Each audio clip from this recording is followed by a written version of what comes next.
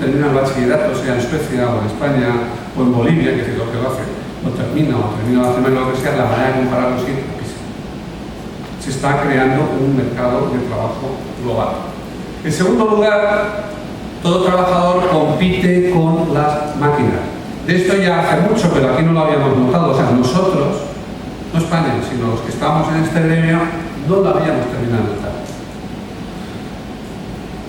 ¿Qué le pasa al trabajo ante la maquinaria? Miren, si quieren ustedes, si recuerdan ustedes lo que era una planta de producción de automóviles hace 30 o 40 años, pues era un inmenso lugar donde cientos o miles de trabajadores colocaban unos componentes sobre otros, pintaban, cortaban, remachaban, etcétera, etcétera. Es lo que vimos, modelo caricaturizado de tiempos modernos, pero eso es lo que se veía en la planta de montaje. Si hoy visitamos esa misma planta de montaje, o la que la sustituye, no veremos a nadie. Veremos cientos de robots, no robots simpáticos con ojos y manos y tal, sino un brazo robot que hace lo mismo que antes hacía un trabajador. Solo que 24 horas, con precisión, sin desigualdades de ritmo, sin resfriados ni gripes, sin huelgas, etc. Y un pequeño número de supervisores que lo controlan. Están un paseo por ahí o dentro de una sala y se aseguran de que funcione. Lo nuevo hoy, eso ya ha pasado. Esencialmente eso ya ha pasado. Lo nuevo es que hoy las tecnologías están mordiendo en lo que hasta ayer eran el grueso de los empleos de clase media. Cuando yo vengo aquí con un billete de avión y me lo mandan por internet y saco la tarjeta de embarque por internet, me he comido un trocito de empleo, de uno de los empleos más envidiables que había para una mujer hace 30 años, o 20, azafata. En vuelo o en tierra, la verdad. Cuando decido que voy a alquilar un apartamento y quiero saber cómo hacer un contrato o quiero ver cómo me lo han hecho, cómo me lo están proponiendo, y voy antes iba al kiosco a comprar un CD-ROM con 1000 modelos de contratos, que ahora voy a internet, lo pongo, me libro de esas páginas que intentan cobrarme por lo que es gratis, que son las 10 primeras, y en las siguientes encuentro el modelo de contrato. O cuando voy a calcular una hipoteca y quiero saber qué pasa, si es a 20, a 30, a 10, variable, no variable, ascendente, descendente, todo eso, ¿qué hago? Voy a ir. Si voy al banco, el bancario me va a mirar lo mismo. Pero antes, para hacer eso, había que estar con un abogado, había que estar con un empleado de banca 1 hora, 2, lo que fuera, y eso eran empleos. Y ahora estas tecnologías se van comiendo esos empleos. No voy a entrar en más detalles, pero digamos, hay una nueva intensificación y extensión de la competencia con la maquinaria. La maquinaria puede absorber gran parte de nuestro trabajo y si en un tiempo lo que hizo fue sobre todo sustituir fuerza con precisión, además hoy lo que sustituye es capacidad de manejar información y por lo tanto muerde o erosiona otro tipo de empleos. ¿Qué puede hacer un país ante esto? ¿Qué puede hacer un gobierno? ¿Qué tiene que hacer un gobierno, una administración educativa? Me puede hacer dos cosas. Una cosa que puede hacer es cerrar las fronteras, que no entren las naranjas marroquíes, prohibir a Telefónica atender a los usuarios desde Marruecos, desde Argentina, que no entren trabajadores inmigrantes, etc. Eso temporalmente puede salvar a alguien, puede salvar a los naranjeros, a los profesores, a no sé qué, por un tiempo. Pero a la larga no salva a nadie, al contrario, a la larga hunde una economía.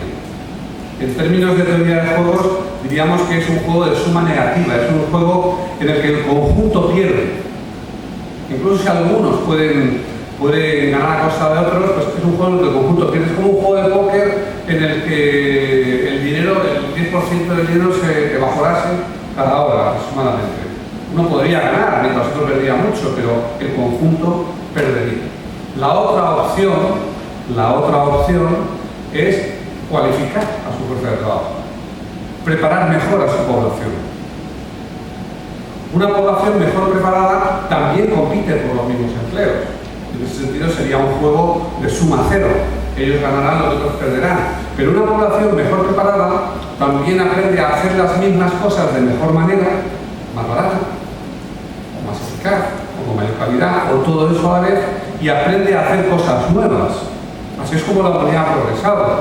Y en ese sentido es un juego de suma positiva. Es un juego en el que todos ganan a la larga. Unos ganan más que otros, las ganancias no se reparten por igual, nunca, casi nunca. Pero es un juego en el que a la larga todos ganan. En ese sentido me parece una estrategia no solo más rentable, sino también moralmente mucho más defendible, ¿no? Y los trabajadores, algunos van a sufrir mucho de la situación si no hay las medidas adecuadas. Simplificando mucho, yo diría que podemos pensar en 3 grados básicos de cualificación. La gente que sabe hacer cosas, que sabe cambiar una rueda, sabe cambiar una bombilla, sabe limpiar una habitación, o sabe llevar un libro de contabilidad, gente que tiene un conocimiento operativo, la gente que sabe qué cosas hacer, que es diferente, sabe por qué hay que cambiar una bombilla, sabe por qué hay que cambiar una válvula mitral, sabe detectar, diagnosticar la avería de un automóvil. Esto lo podemos llamar un conocimiento diagnóstico profesional. No inventan nada, pero tiene un conocimiento abstracto, general, que pueden aplicar a situaciones concretas. Y la gente que inventa, la gente que crea conocimiento. Cuando digo inventa, no quiere decir que invente el teorema de Pitágoras o un nuevo aparato o descubran el bosón de Higgs, sino simplemente que recombina el conocimiento, a veces simplemente traslada el conocimiento de un sitio a otro. Esto que se hace aquí se podría hacer allá. Esto que se hacía con esto se podría hacer con lo otro, un poquito modificado, sí. O recupera conocimientos viejos o los crea nuevos, pero innova en un sentido amplio. Desde la innovación más elemental hasta la creación científica, la investigación, la creación artística, etc., ¿no? Yo creo que estos últimos están muy bien en la economía global y digital. La economía global les encanta porque viajan más, van a sitios, siguen y son seguidos por más gente, etc. Y hay demanda para todo eso porque es una demanda creciente. Y los artefactos digitales le vienen muy bien porque los liberan de las tareas más rutinarias en gran medida. Los siguientes, el sector profesional, así. Casos que mencionaba antes, pues claro, se puede sustituir hoy a un bancario, como se puede sustituir en buena parte a un profesor, depende para qué. Lo que pasa es que estos sectores suelen estar muy protegidos.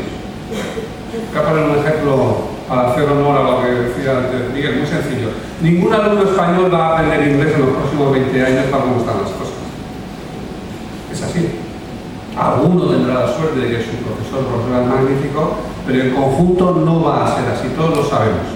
Sobre todo los que tenemos o hemos tenido hijos y los hemos visto pasar por ahí y hemos tenido que buscar otra manera que lo aprendieran. Lo más sencillo sería traerse 5.000 indios de la India, que son gente estupenda, tienen un inglés magnífico y nos solucionaría ese problema. Por supuesto, admitiríamos o mantendríamos a todos los españoles que dieran el mismo nivel. Pero el sector está muy protegido y eso no se va a hacer, como no se hacen otras cosas, ¿no? El otro sector, el tercer sector, el de más abajo, el que solamente tiene un conocimiento operativo, es el que lo tiene peor. Es el que típicamente pierde un empleo y no encuentra otro. Porque es fácilmente sustituible por máquinas, por trabajo inmigrante, por el comercio exterior, etc. A la institución en la que estamos le corresponde eso como le corresponden otras cosas. Le corresponde también otras cosas que acompañan a la globalización, como crear una conciencia solidaria más global, un cierto sentido de ciudadanía universal, una cierta solidaridad y responsabilidad por los efectos de lo que nosotros hacemos fuera de nuestras fronteras, una mejor disposición y mejor capacidad para entender lo que sucede fuera, etc. Pero es complicado que lo hagamos. Es complicado que lo hagamos porque esta es una institución nacional, incluso yo diría una institución nacionalista. Os podría demostrar con cualquier estudio de voto que los profesores siempre votan más nacionalista que el conjunto de la población. Nacionalista en sentido amplio, regionalista o localista, me da igual que voten más aversale o que voten más andalucista, o sea, lo llevamos en los genes.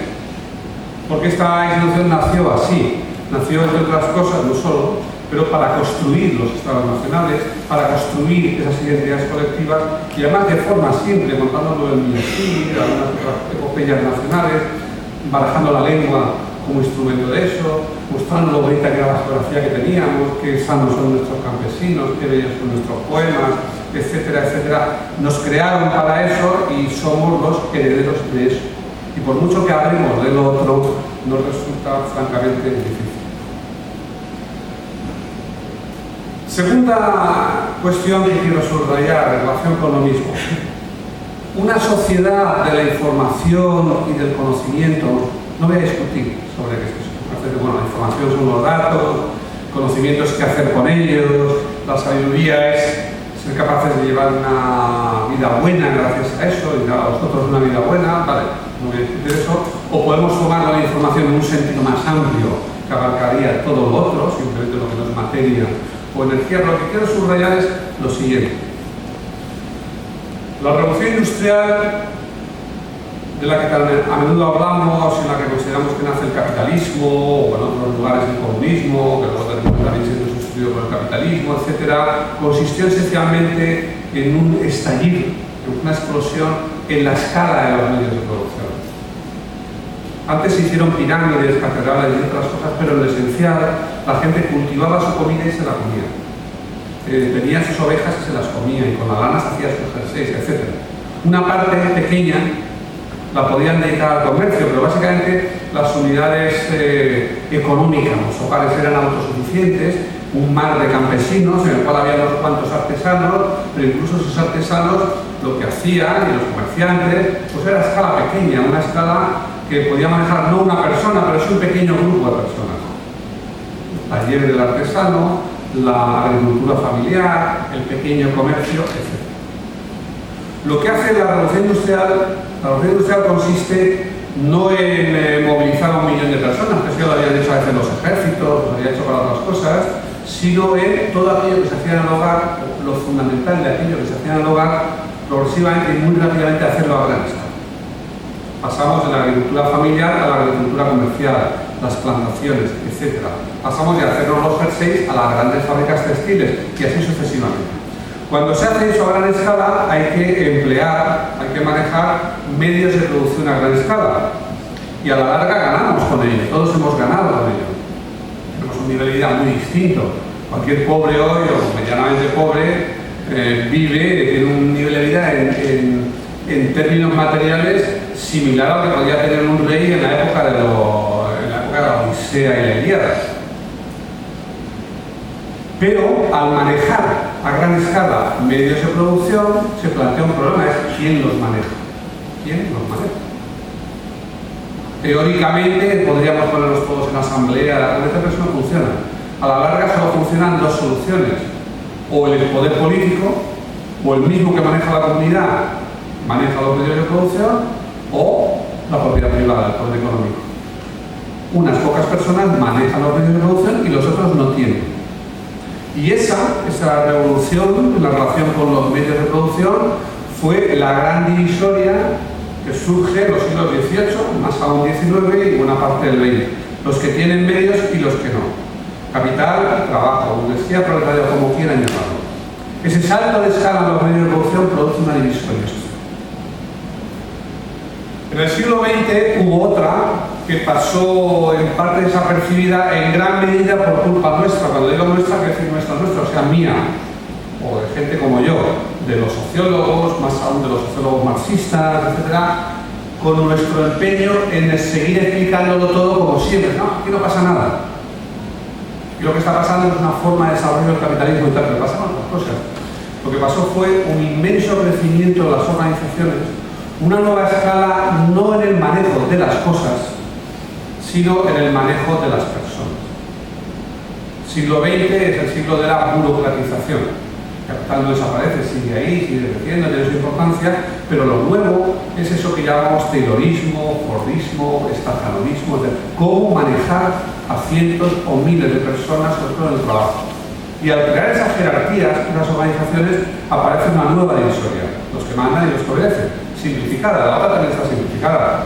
Además de la burguesía y proletariado estaban un montón de pequeños burgueses, pequeños campesinos, etc. Aquí, aparte de los ejecutivos y los enteramente subordinados, hay un cierto número de gente intermedia. Pero lo que importa es que aparece esa nueva fractura, que qué lugar se ocupa en la organización. Unos pocos van a ser propietarios, otros pocos van a ser lumpen, proletariado, algo así, pero los otros, la inmensa mayoría, lo que cuenta para ellos es qué lugar ocupan en la organización. Y si lo pusiéramos en los términos más abstractos, diríamos, si los medios de producción eran la materia de la economía, los medios de organización, el trabajo, incluso el trabajo acumulado, el capital, son la energía de la economía. Y en sentido económico, no el petróleo es materia, o carbono. Hoy vivimos una revolución en el tercer elemento de toda la economía, que es la información. Y no hay secreto, la información es la información. Hoy lo que vivimos es el paso al manejo de la información a gran escala. No solo una parte creciente de los productos económicos son información, música, textos, audiovisuales, etcétera, etcétera, etcétera, sino que también todo lo demás, los procesos que llevan a todo lo demás, que llevan a las berenjenas o los tomates que nos comemos, al coche que conducimos, a la casa en que vivimos, a la ropa que vestimos, son en gran medida información. Se ha transformado radicalmente la manera en que se hace eso. Hoy lo que cuenta es qué cantidad de información necesaria, qué cantidad de información somos capaces de manejar a diferencia de nosotros. El control diferencial de los medios de producción es lo que llamamos propiedad. Esa era la relación de poder de la primera revolución industrial. El control diferencial de los medios de trabajo, de la energía económica, del sistema económico, es lo que llamamos autoridad. Autoridad en las organizaciones. Y el control diferencial de la información y el conocimiento es lo que llamamos cualificación. Mira, cualificación, ¿eso qué es? Pues, usted, la misma cara que ponían en el siglo XIX de capital, ¿eso qué es? Capital viene de capital, viene del ganado, ¿qué tiene que ver eso con ellos? Proletariado. Proletario viene de los romanos, aquellos que no pagaban impuestos y que había que llevarlos al circo cada semana para que se entretuvieran. ¿Qué tiene que ver eso con el trabajo industrial? Da igual el nombre que le demos, lo que quiero decir, lo que quiero que quede claro es que hoy cada vez más lo que cuenta es qué cualificación, qué información y conocimiento somos capaces de controlar. La cualificación de una persona es su capacidad diferenciada de manejar información y conocimiento, bien para su propio trabajo, bien para el trabajo de otros. No consiste en saber mucho, todo el mundo sabe mucho, consiste en saber lo que otros no saben. Lo que yo sé y todos los demás saben no tiene ningún valor económico, ninguno, cero. Lo que yo sé y todos los demás pueden aprender en horas o en días no tiene valor económico. Lo que tiene valor económico es lo que yo sé y los demás no saben y necesitan. Eso es poder. No es un poder distinto de la propiedad. Es lo mismo. Es lo mismo que el propietario que tiene un latifundio o una fábrica y dice, si quieres trabajar aquí, tendrás que aceptar esas condiciones. Tiene una cualificación, si quieres este conocimiento, tendrás que pagar tanto por eso. Los grandes modelos de la economía que vemos ahora crecer rápidamente, desbancar al anterior, es eso, es economía del conocimiento. Google, Microsoft, Facebook, pero no solamente, incluso la que vemos como economía material, por ejemplo, Zara, ¿no? La mayor empresa española, con mucho. Zara, la cuestión en Zara no es cómo tejen, ni cómo hilan, eso no importa. Ellos no han descubierto nada nuevo. Lo que han descubierto es una manera distinta de gestionar la organización. Lo que hace que Zara se estudie en las escuelas de negocio desde hace unos decenios es cómo se gestiona la información. Cómo desde que se creó la tercera tienda, todas las noches venía información de la tienda a la central diciendo no quieren botones, quieren cremallera. Dicen que es muy largo, dicen que es muy corto, dicen que más botones, dicen que menos, dicen lo que sea. Y ese reciclaje rápido de la información, esa manera distinta de gestionar el proceso a través de la información, es lo que hizo de ellos una gran empresa, y podríamos ir así con un montón de empresas. Muchas de las empresas que consideramos como grandes fabricantes no fabrican nada. Apple no fabrica nada. Nada, cero. Solo encarga todo. Apple lo que hace es diseñar, mantener la red de comercialización, crear una marca, un logo, etcétera, etcétera. La cualificación es la forma de poder crecer. O sea, nos está diciendo este hombre que aparece la cualificación y desaparece la autoridad de poder. No, no estoy diciendo eso. Lo que estoy diciendo es que la forma que se mueve es la cualificación. Las otras quedan en cierto modo arrinconadas. Como decía la abuela de Botín, en España ricos hay muchos, pero ricos somos muy pocos. Ricos, los que podrán seguir viviendo en la propiedad son muy pocos. Los que podrán seguir viviendo de la autoridad son pocos. Y además no se puede transmitir. Hubo tiempo que sí, ¿no? Que todo trabajador de Renfe transmitía su empleo a su hijo, y los de banca transmitían el empleo al hijo, y los maestros transmitían un poco más indirectamente el empleo a los hijos, pero eso se acabó, está prohibido, no nos gusta. Lo único que podemos hacer con nuestros hijos es darles. Ya no es dejarles, sino darles una educación. Ya incluso la palabra darles ya no está clara, ya que buscarles, procurarles, no sé muy bien. Tratar de conseguirles una buena educación. La mayor parte de la gente va a ver que su destino depende de eso, no de otra cosa. Ahora bien, esto que podría ser una buena noticia, a lo mejor no lo está. Parecía una buena noticia